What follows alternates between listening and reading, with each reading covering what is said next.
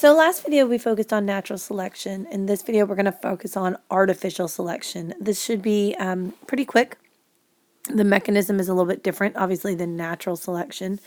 And really we're going to look at some examples of how this works. So artificial selection is human-driven.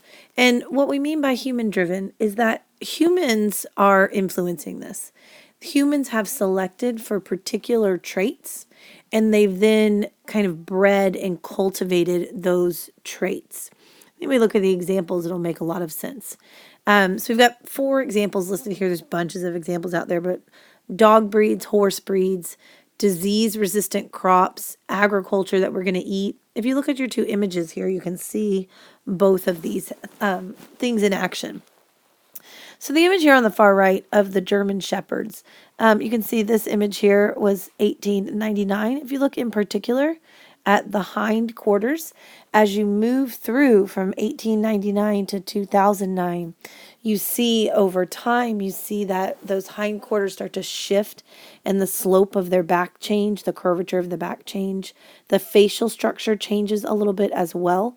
This is again looking for particular traits and then humans selectively breeding for those particular traits.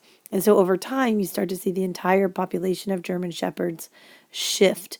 And in this instance, this is usually an unfortunate situation because this hip issue here actually usually becomes an issue for the dog in old age. A lot of these dogs have hip problems due to this artificial selection, due to this selective breeding and trying to control the gene pool.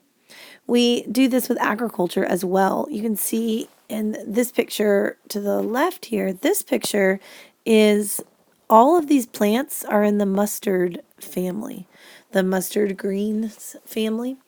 And we have cultivated and bred certain parts of the plants to produce Brussels sprouts, cauliflower, broccoli, kale, and kohlrabi, all from selectively breeding certain plants so that you get particular traits more often. And so we start to see them become more and more popular within the population. And so that was based off of consumption, needing the food and breeding the plant for the food.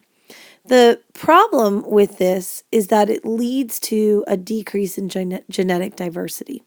And when we decrease this genetic diversity, when we manipulate the gene pool so much and we decrease the genetic diversity, we can run into things like we talked about before, like antibiotic resistant bacteria, right? When we've, or those pesticide resistant or herbicide resistant plants.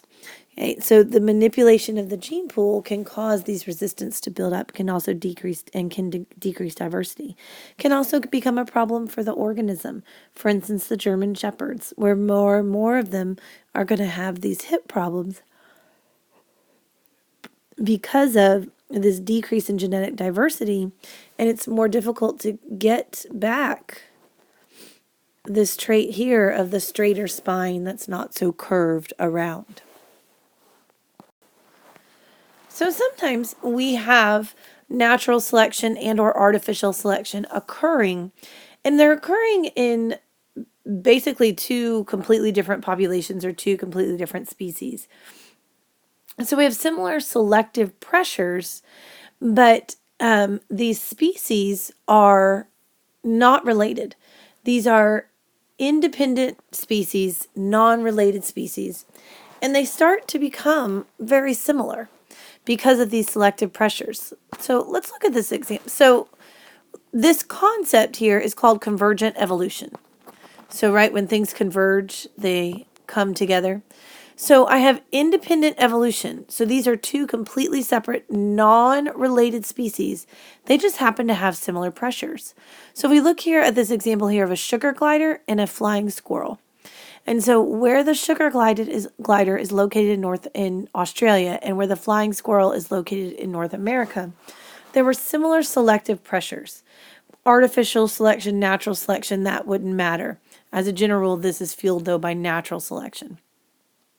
So there are similar natural selection pressures happening here. Similar environments, similar predators they need to avoid, prey or food they need to access. Okay? And so these non-related species, when we see them, we think sometimes at first that maybe they are related to one another. But if we really chase it back, we realize that it's an example of convergent evolution where they just happen to have similar selective pressures. And so it's a benefit to them to have these similar features, even though they are not related. Organisms that undergo this convergent evolution, because again, remember, they live in different places. Organisms that undergo this convergent evolution, they will fill a similar niche within their particular environment. So, which would make sense, right? If they have similar features, similar characteristics, that they would have or fill a similar role within their environment. So if we look at this list of examples here, we have these placental mammals here versus these Australian marsupials.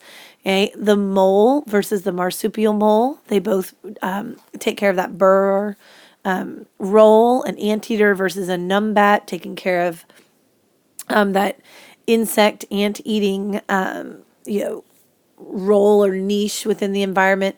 We haven't gotten to ecology yet. So to realize that your niche here is their particular role within the ecosystem, and every organism needs its own separate role. Otherwise, there's too much competition, and one of them is going to get bested at some point in time. And so these convergent evolution examples you'll start to see a very similar ecosystem with these similar species filling these similar roles within the ecosystem.